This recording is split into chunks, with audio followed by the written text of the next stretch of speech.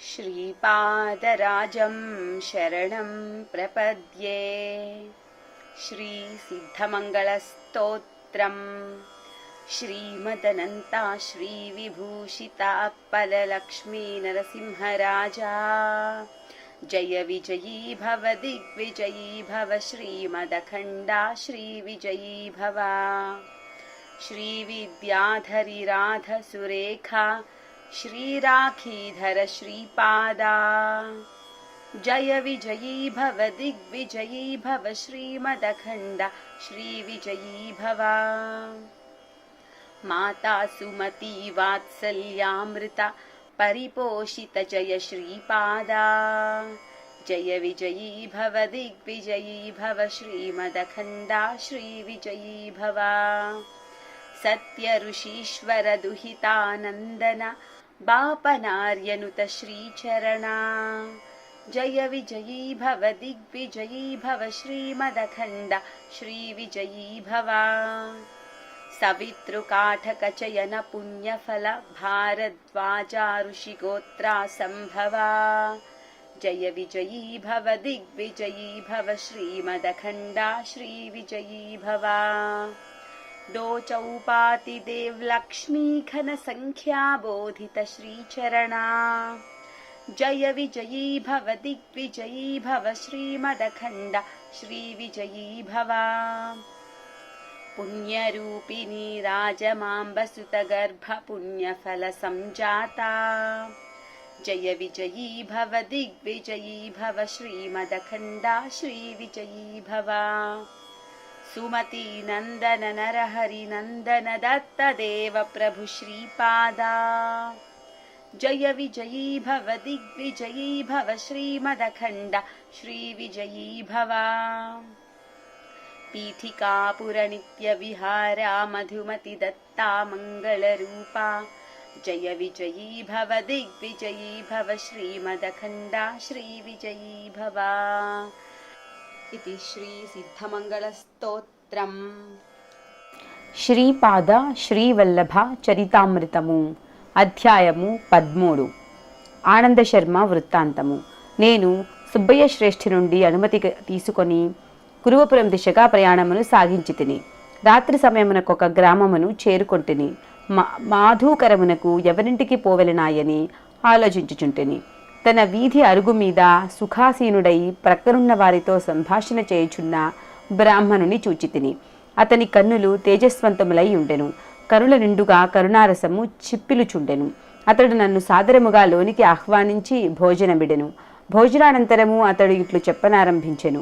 నాయనా, నన్ను ఆనంద శర్మ అని అందరు. నేను గాయత్రీ మంత్రమును అనుష్ఠించుచుందును.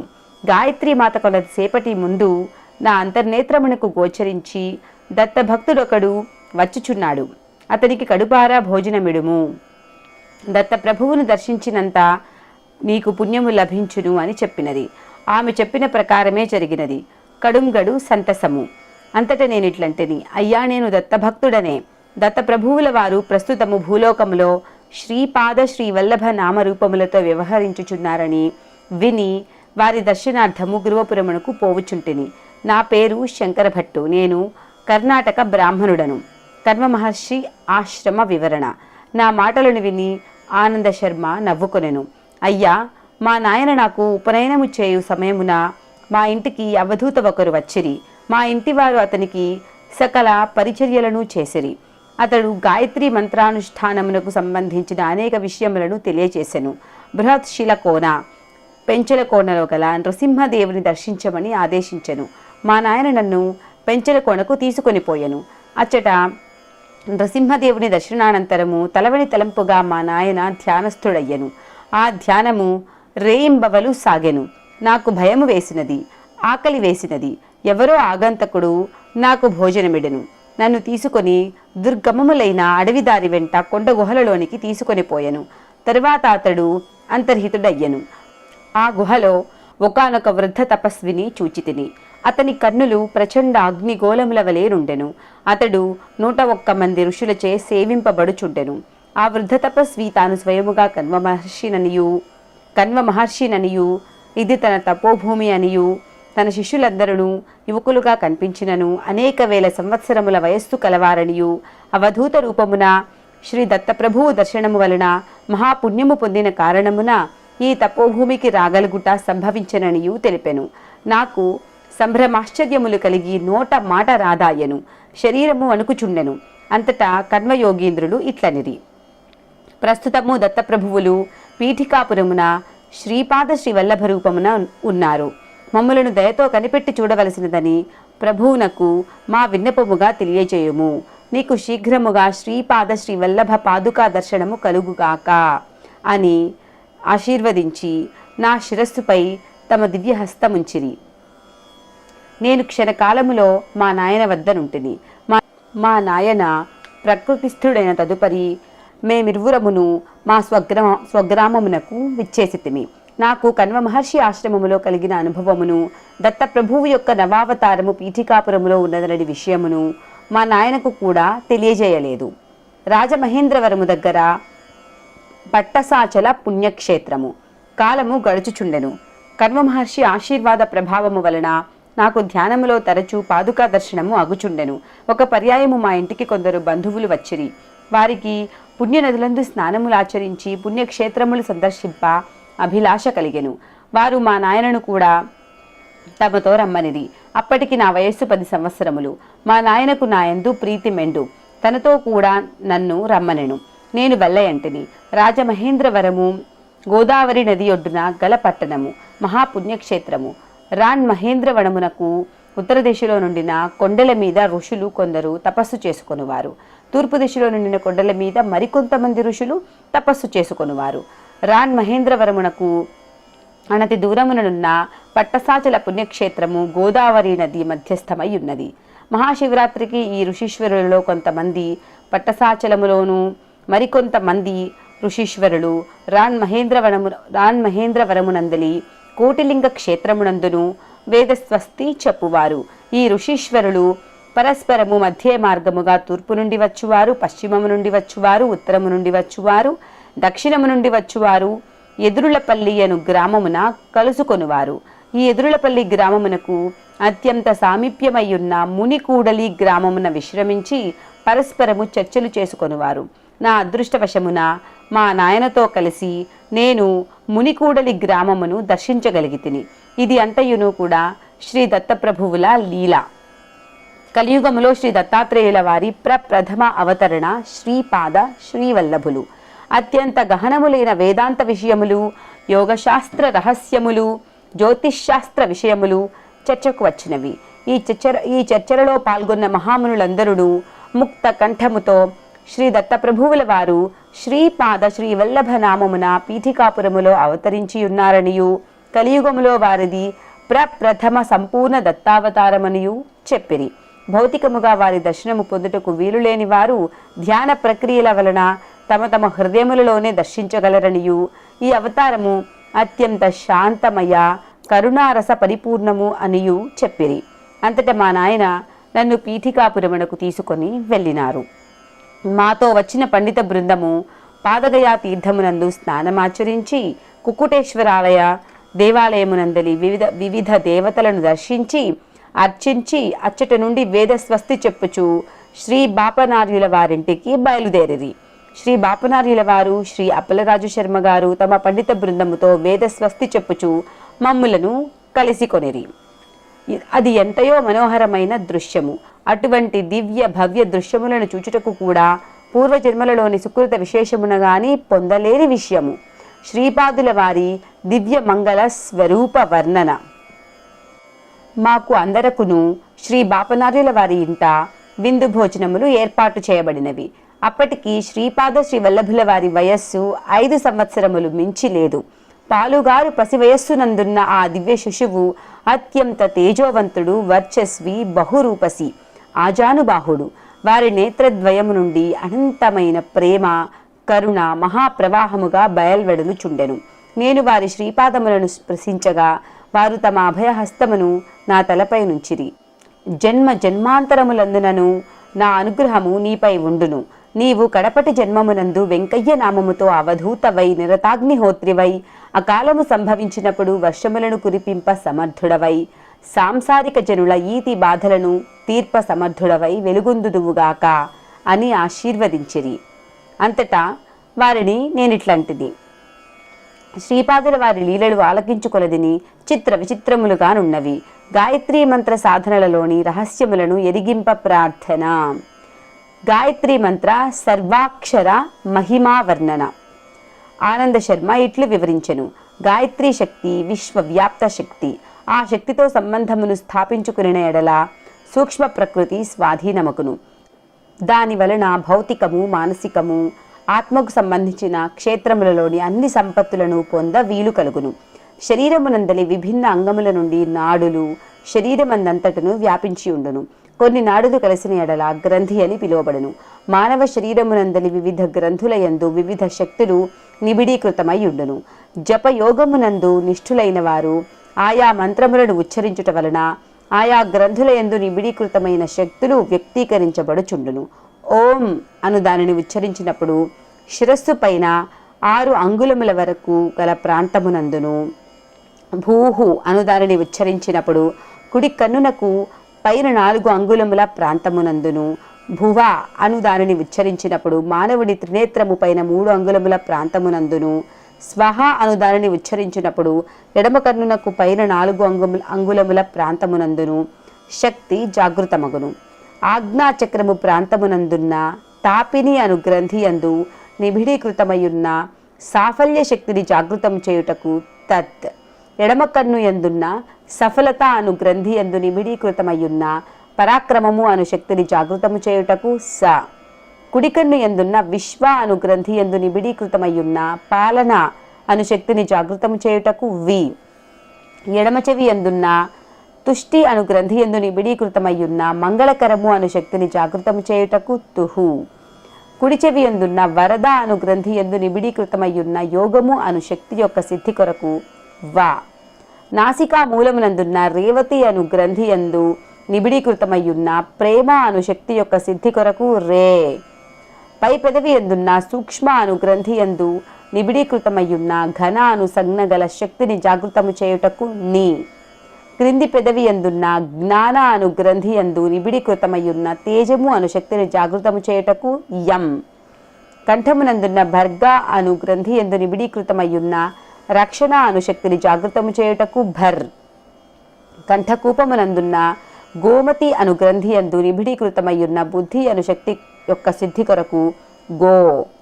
ఎడమవైపు ఛాతీ యొక్క అగ్రభాగమునందున్న దేవిక అను గ్రంథి యందు నిబిడీకృతమయ్యున్న దమనము అను శక్తిని జాగృతి చేయుటకు దే.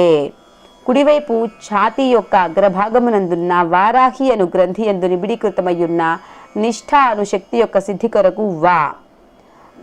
ఉదరమునకు పైభాగమున చివరి ప్రక్కటెముకలు కలియు స్థానమునందున్న సింహిని అను గ్రంథి యందు నిబిడీకృతమయ్యున్న ధారణ అను శక్తిని జాగృతము చేయుటకు స్యా.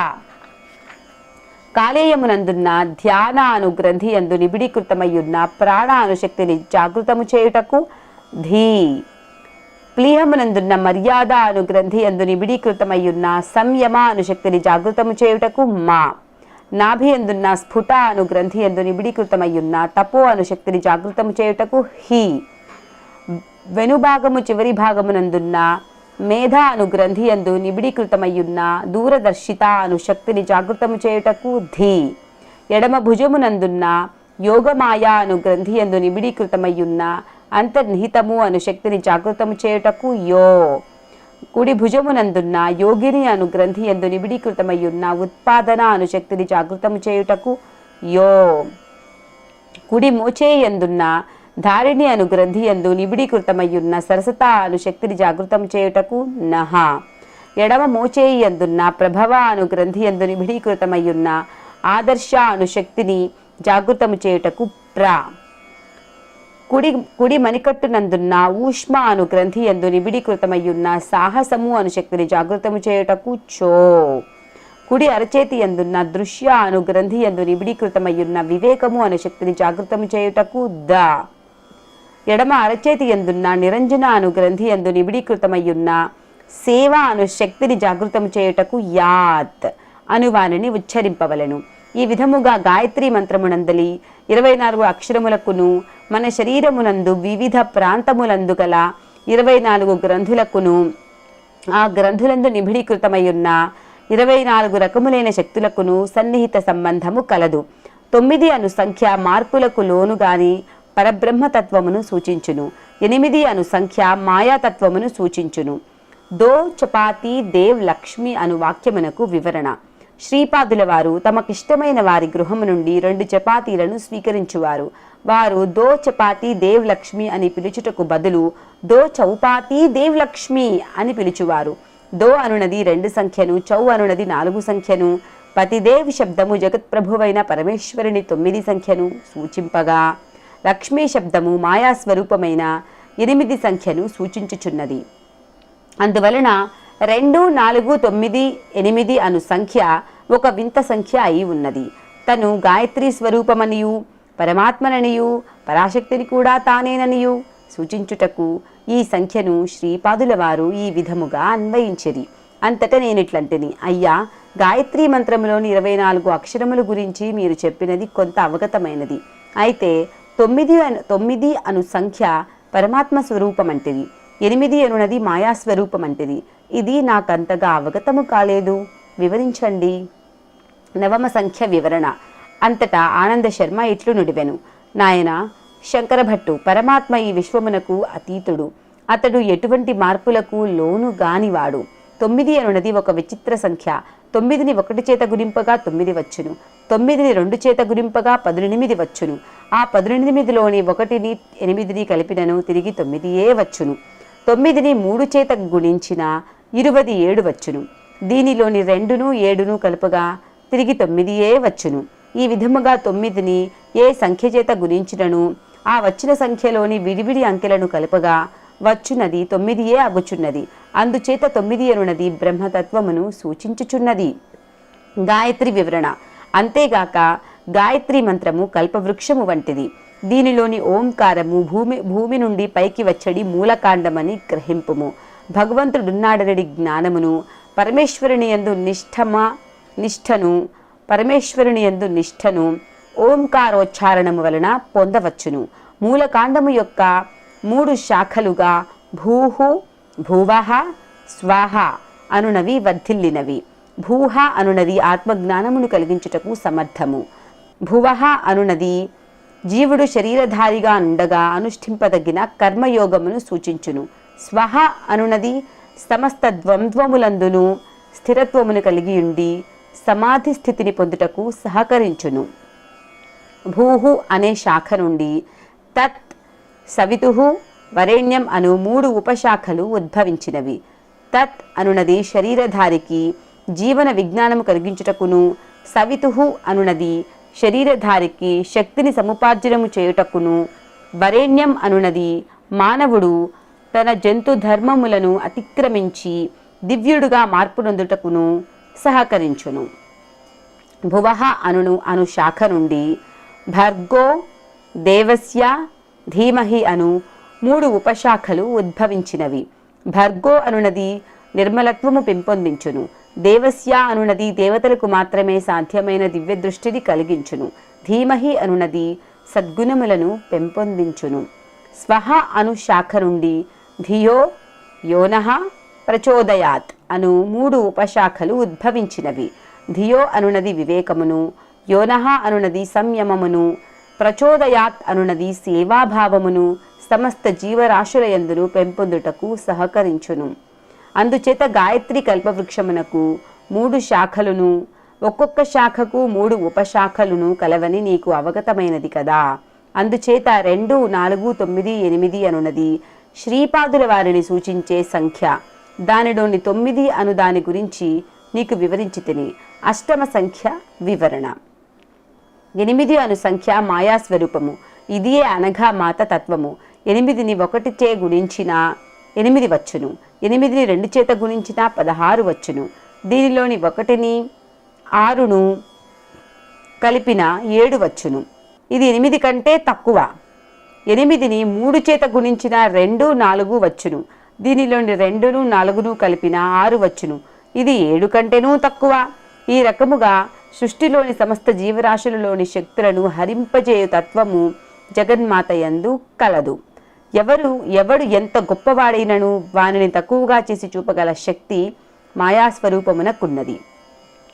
శ్రీపాద శ్రీవల్లభులు గాయత్రీ మాత స్వరూపము. వారు అనఘాదేవి సమేత శ్రీ దత్తులు. వారిని మనోవాక్కాయ కర్మలచే ఆరాధించు వారికి సమస్త అభీష్టములు సిద్ధించును. గాయత్రీ మాత యందు ప్రాతకాలమున హంసారూఢ అయిన బ్రాహ్మీ శక్తి, మధ్యాహ్న కాలమందు గరుడారూఢ అయిన వైష్ణవీ శక్తి, సాయం సమయమునందు వృషభారూఢ అయిన శాంభవీ శక్తియు నుండును. గాయత్రీ మంత్రాధిష్టాన దేవత సవితాదేవి. త్రేతాయుగములో శ్రీ పీఠికాపురమందు భరద్వాజ మహర్షి సవితృ కాటక చయనము చేసిన ఫలితముగా శ్రీపాద శ్రీవల్లభులు పీఠికాపురమున అవతరించిరి. సవితా దేవత ప్రాతకాలమందు ఋగ్వేద రూపముగా నుండును, మధ్యాహ్న కాలమందు యజుర్వేద రూపముగా నుండును, సాయంకాలమందు సామవేద రూపముగా నుండును, రాత్రి కాలమందు అధర్వణ వేద రూపముగా నుండును. మనకు కంటికి కనిపించు సూర్యుడు కేవలం ఒక ప్రతీక మాత్రమే. యోగులు మహోన్నత స్థితిని పొందినప్పుడు త్రికోణాకారమున మహాజ్వాజ్వల్యమానముగా ప్రకాశించు బ్రహ్మయోనిని దర్శింపగలరు. దీని నుండియే కోటాను కోట్ల బ్రహ్మాండములు ప్రతి క్షణము ఉద్భవించుచుండును, ప్రతి క్షణమునందును సంరక్షింపబడుచుండును, ప్రతి క్షణమందును విధ్వంసము కావించబడుచుండును. ఈ విధముగా ప్రతి క్షణమందును సృష్టి స్థితి లయములు కావించబడుచుండును. అసంఖ్యాకమైన ఈ ఖగోళములన్నింటినీ సృష్టి స్థితి లయములు గావించు శక్తికే, ఆ సవితాశక్తికే సావిత్రి అని పేరు. అయితే గాయత్రియు సావిత్రియు అభిన్న స్వరూపములు. శవములను కాల్చుటకు ఉపయోగించు అగ్నిని లోహిత అని పిలిచెదరు. భోజన పదార్థములను తయారు చేసుకున్నటకు ఉపయోగించు అగ్నిని రోహిత అని పిలిచెదరు. అదే విధముగా పరాస్థాయిలో గాయత్రిగా, అపరాస్థాయిలో సావిత్రిగా ఒకే మహాశక్తి వ్యవహరించుచున్నది. జీవరాశుల పరిణామ క్రమములో ఇహలోక సంబంధమైన అవసరములు ఎన్నో కలవు. అవి అన్నీ సావిత్రీ మాత అనుగ్రహము వలన సిద్ధించును. జీవరాశులకు ఆధ్యాత్మికోన్నతి గాయత్రీ మాత అనుగ్రహము వలన సిద్ధించును. ఇహలోకమునందు సకల సుఖ భోగములను అనుభవించుటకును, పరలోకమునందు విముక్త స్థితి యందు దివ్యానందమును అనుభవించుటకును సమన్వయము కావలసి ఉన్నది. శ్రీపాదుల శ్రీచరణాశ్రితులకు ఇహపర లాభములు రెండునూ సిద్ధించును. తక్కిన దేవతారాధనలకును శ్రీ దత్తారాధనకు గల వ్యత్యాసము ఇదియే. నాకు శ్రీ ఆనంద శర్మ మహాశయులు సెలవిచ్చినది ఎంతయో అపూర్వముగా నుండెను. అంతటా నేనిట్లంటిని, మహాభాగా మీరెంతయో ధన్యులు. శ్రీపాదుల వారు శ్రీ నృసింహ సరస్వతి అవతారము ధరించెదరని వింటిది. ఆ అవతారములో శ్రీకృష్ణ సరస్వతి అను వారిని గురువులుగా స్వీకరించెదరని వింటిది. ఇది ఏమి విచిత్రము? అంతటా శ్రీ ఆనంద శర్మ ఎట్లు చెప్పసాగెను, భగవంతుని అవతారము వచ్చునదే భక్తుల కొరకు. మానవ రూపమును ధరించి వచ్చినప్పుడు ఉత్కృష్ట మానవుడు ఏ విధముగా నుండవలెనో ఆచరించి బోధించును.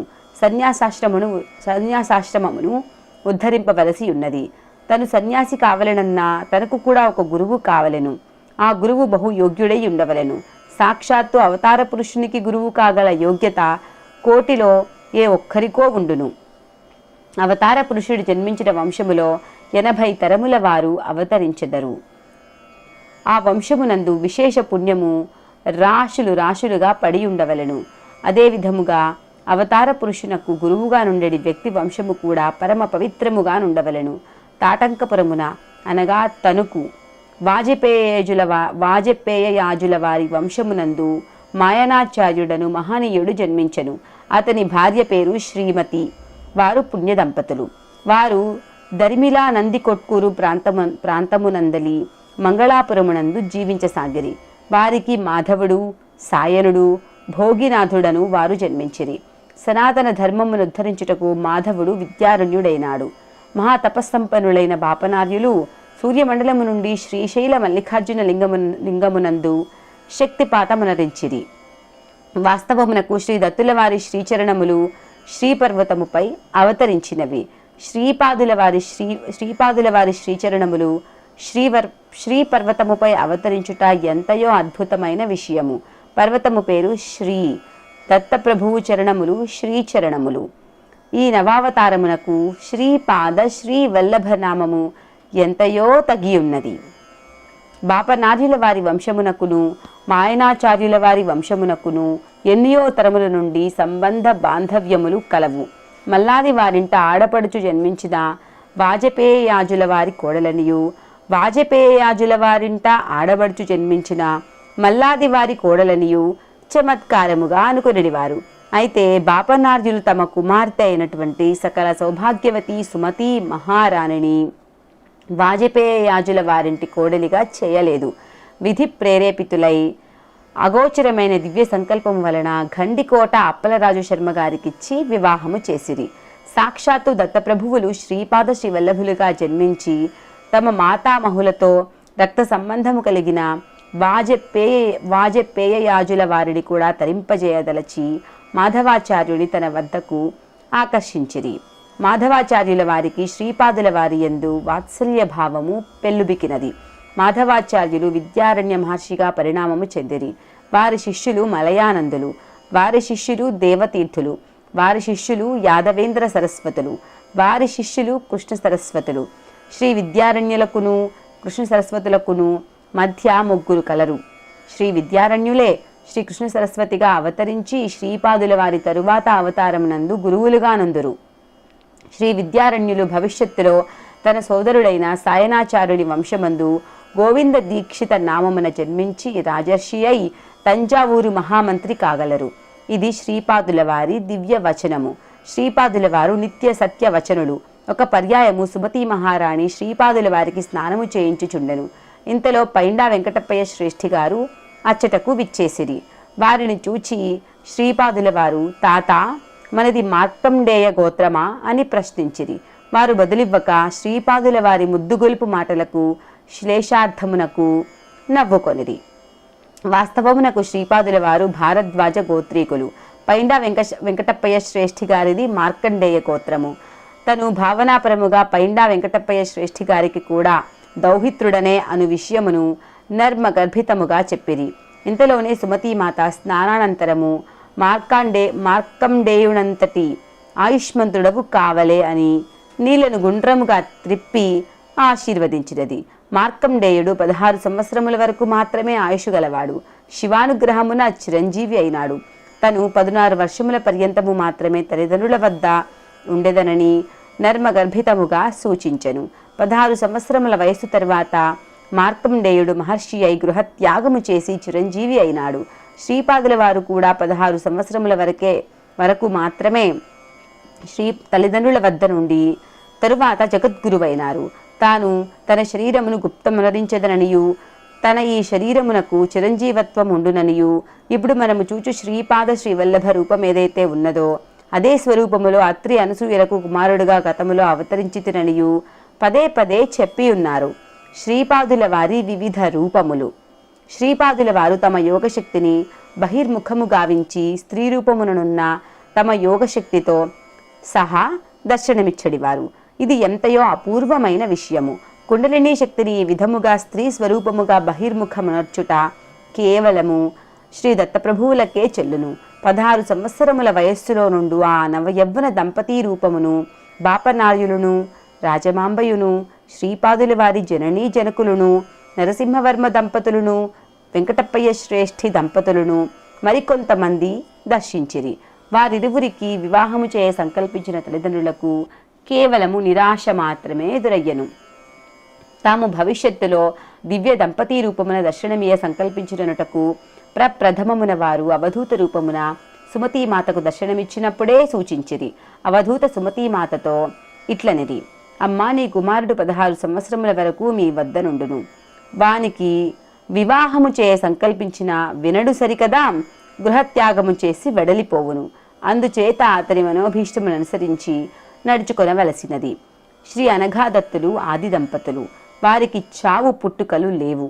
వారు సదా లీలా విహారులు. వారు శ్రీపాద శ్రీవల్లభ రూపమునను శ్రీ నృసింహ సరస్వతి రూపమునను స్వామి సమర్థుల రూపమునను అర్ధనారీశ్వరులై యుందురు. ఇది దైవ రహస్యము. మండలకాల అర్చన మరియు శ్రీపాద శ్రీవల్లభ చరితామృత పారాయణ వల్ల కలుగు ఫలము. శ్రీపాదుల వారు గణేష చతుర్థిన అవతరించుటలో ఒక గొప్ప విశేషమున్నది. లాభుడు శ్రీ గణేశుని పుత్రుడు. ఒకానొక కల్పములో ఒకానొక యుగమున అతడే లాభాద మహర్షి అని పేరుగాంచెను. అతడే శ్రీకృష్ణావతార సమయమున నందుడే జన్మించెను. లాభుడే శ్రీపాద శ్రీ వల్లభావతారమున శ్రీపాదుల వారికి మాతామహుడై జన్మించెను. తన భక్తుల యొక్క సమస్త విఘ్నములను పోగొట్టదలంచి తమ చైతన్యములో విఘ్నేశ తత్వమును స్థిరముగా నిలుపుకొని శ్రీపాదుల వారు అవతరించిరి. వారు చిత్తా నక్షత్రమందు అవతరించిరి. దీనికి 27వ నక్షత్రమైన హస్తా నక్షత్రమందు కురువపురమున వారు అదృశ్యులైరి. తమ జాతకము ప్రకారము 27 నక్షత్రములందును సంచరించు నవగ్రహముల వలన కలుగు అనిష్ట ఫలములు తొలగిపోవుటకు శ్రీపాదుల వారి భక్తులు మండల దీక్షను వహించవలను. ఒక మండలము శ్రద్ధాభక్తులతో శ్రీపాదుల వారిని అర్చించిన లేదా వారి దివ్య చరిత్రను పారాయణము చేసినను సర్వాభీష్టములు సిద్ధించును. మనోబుద్ధి చిత్తాహంకారములు ఒక్కొక్కటి దశ దిశలలో తమ స్పందనలను ప్రకంపనలను వెలువరించుచుండును. అనగా వాటి ప్రకంపనలు విడివిడిగా 40 దిశలలో వెలువడుచుండును. ఈ 40 దిశలలోని ప్రకంపనలను అరికట్టి శ్రీపాదుల వారి వైపు మళ్లించిన అవి శ్రీపాద శ్రీ వల్లభ చైతన్యమున చేరును. అచ్చట అవి తగు రీతిన సంస్కరింపబడి యోగమైన స్పందనలుగా మార్పు నొంది తిరిగి సాధకుని చేరును. అప్పుడు సాధకుని ధర్మబద్ధమైన అన్ని కోరికలను సిద్ధించును.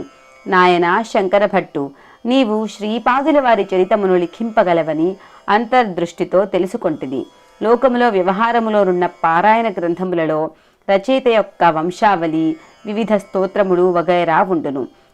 నీవు వ్రాయు ప్రభు చరిత్రమున నీ వంశావళి వర్ణనము అనవసరము. ప్రభువులను ధ్యానించి నీ అంతర్నేత్రములో శ్రీపాదుల వారిని నిలుపుకొని అందరికీ సులభముగా అర్థమగు రీతిలో రచింపుము. అప్పుడు శ్రీపాదుల వారి చైతన్యము నీ లేఖిని నుండి ఏది వెలువరించినా అది మాత్రమే సత్యము కాగలదు. ఆ రకమైన స్ఫూర్తిలో వ్రాయబడు గ్రంథములకు గాని ఉచ్చరింపబడు మంత్రములకు గాని ఛందోబద్ధత ఉండవలసిన అవసరము లేదు. కొంతమంది మహాభక్తులు తమకు దైవ సాక్షాత్కారమైనప్పుడు వారి వారి స్థానిక భాషలో వ్యావహారికములలోని పదములలో స్తోత్రము చేసిరి. వారు సాధారణ వ్యాకరణ నిబంధనలను కూడా అతిక్రమించిరి. అయినను ఆ స్తోత్రములను ఆ విధముగానే పఠింపవలెను, ఛందోబద్ధముగా నుండవలెను కదాయని మార్పు చేసినచో అనుకున్న ఫలము లభింపదు. భక్తుని యొక్క ఏ పదజాలములో భగవానుడు సంతుష్టుడై వరములనిచ్చెనో ఆ పదములలోనే భగవానుని అనుగ్రహ శక్తి ఉండును. ఆయా పదములతో కూడిన స్తోత్రములను మనము పఠించినప్పుడు మన చైతన్యము తొందరగా భగవత్ చైతన్యమునకు సామీప్యములో నుండును. భగవానుడు భావప్రియుడు గాని బాహ్యప్రియుడు గాడు. భావన అనునది శాశ్వతమైన శక్తి. ఈ విషయమును గమనింపుము అని చెప్పెను. అంతటా నేనిట్లంటిని, అయ్యా, భోజనానంతరము సద్గురుని గూర్చిన గోష్ఠి ఎంతయో ముదావహము. ఇంకనూ శ్రీపాదుల వారి అవతార విశేషములను తెలియజేసి నన్ను కృతార్థుని చేయ ప్రార్థన. ఆనంద శర్మ ఇట్లు పలికెను, శ్రీపాదుల వారు మల్లాది వారికిని పైండ వారికిని వత్సవాయి వారికిని కూడా చాలా సన్నిహితమై భాష చేత వెల్లడి చేయుటకు వీలు కాని రుణానుబంధము కలవారు. ఆ 3 కుటుంబముల వారికిని పుణ్యబలమెంతో ఉన్నది. అందువలననే తన తండ్రి ఆ 3 కుటుంబముల వారు ఇచ్చు ద్రవ్యమును గాని వస్తువులను గాని స్వీకరించకపోవుట అనర్థహేతువని శ్రీపాదులు అభిప్రాయపడిరి. శ్రీపాదుని అభీష్టము మేరకు పండగ పబ్బములందే కాక ఇతర సమయములందు కూడా అప్పలరాజు శర్మ దంపతులు తమ సంతానముతో సహా మల్లాది వారింటికిని పైండా వారింటికిని వత్సవాయి వారింటికిని యథేచ్ఛముగా పోయేడివారు. పైండా వెంకటప్పయ్య శ్రేష్ఠి గారు ఒకానొక పండగ రోజున అప్పలరాజు శర్మ దంపతులను తమ ఇంటికి ఆహ్వానించిరి. శ్రీపాదుల వారిని తమ ఒడిలో కూర్చోబెట్టుకుని తూగుటుయ్యాలలో శ్రీ వెంకటప్పయ్య శ్రేష్ఠి గారు ఊగుచుండిరి. ఆ రోజున శ్రేష్ఠి గారెంతయో గంభీరముగా నుండిరి. దానికి కారణమున్నది. పీఠికాపురములో ఒక ప్రసిద్ధుడైన జ్యోతిష్కుడు ఉండేవాడు. అతడు ఓఢ్రదేశమునకు పోయి జ్యోతిష్యమును అభ్యసించెను. అతడు చెప్పిన జ్యోతిష్యము పొల్లు అయిన దాఖలాలు లేవు. అతడు అతి ఖచ్చితముగా ప్రయాణ సమయమును సూచించగలడు. అతడు ఫలానా రోజున ఇన్ని ఘడియల ఇన్ని విఘడియలకు హృదయ సంబంధ రోగముచే శ్రేష్ఠి పంచత్వమునందునని చెప్పెను. కొన్ని ఔషధ మొక్కలకు, గ్రహములకు, నక్షత్రములకు, కొన్ని పవిత్ర వృక్షములకు, యోగ ప్రక్రియలకు సన్నిహిత సంబంధము కలదనియు, తానొక ఔషధ రాజమును తాయత్తును ఇచ్చదననియు, దాని వలన అపమృత్యు దోషము హరించుననియు, అప్పలరాజు శర్మను వదలి తనను తమ కుల పురోహితునిగా చేసుకొనవలసినదనియు చెప్పెను. ఈ విధానమునకు శ్రేష్ఠి నిరాకరించెను. నా జ్యోతిషము తప్పిన ఎడల నేను శిరోముండనము చేయించుకొని గార్ధభముపై ఊరేగదననియు ఆ జ్యోతిష్కుడు ప్రతిజ్ఞ చేసెను. విషయము అప్పలరాజు శర్మకును బాపనార్యులకును నివేదింపబడెను. బాపనార్యులు జటిలమైన గణితము చేసి దైవిక శక్తి పనిచేసి వాని అపమృత్యువు పరిహరింపబడునని సూచించెను. అప్పలరాజు శర్మ కాలాగ్ని శమనుని పూజించి తీర్థమును ప్రసాదముగా నిచ్చెను. సుమతీమాత ప్రసన్నవదనయై పైండా వారింటిలో అభ్యంగ స్నానమాచరించి ఆడబిడ్డ హోదాలో పట్టు పుట్టములు ధరించి పైండా వారిచ్చిన నగలు ధరించి తన చిన్ననాయనగా భావించు శ్రేష్ఠి వద్దకు వచ్చెను. ఇంతలో శ్రేష్ఠికి హృదయమునందు బాధ కలిగి అమ్మా అని పిలిచెను. దగ్గరనేయున్న సుమతీమాత, నాయనా నన్ను పిలిచితివాయని పరుగున వచ్చి దివ్య మంగళ స్వరూపమైన శ్రీహస్తముతో శ్రేష్ఠి హృదయమును స్పృశించెను. శ్రేష్ఠి వడిలోనున్న శ్రీపాదుల వారు పో అని గట్టిగా అరిచిరి. శ్రేష్ఠి ఇంట ఒక ఆబోతు ఉండెను. వెంటనే అది గిలిగిలా తన్నుకొని కొన్ని క్షణములలో అసువులు బాసెను. శ్రేష్ఠి రక్షింపబడెను. ఈ విషయము జ్యోతిష్కునకు తెలిసెను.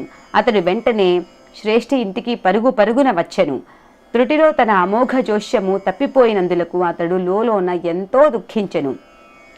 జ్యోతిష్కునితో శ్రీపాదుల వారు, నీవు జ్యోతిష్కుడవే, చాలా గొప్ప పరిశ్రమ చేసిన వాడవే, కాదనను.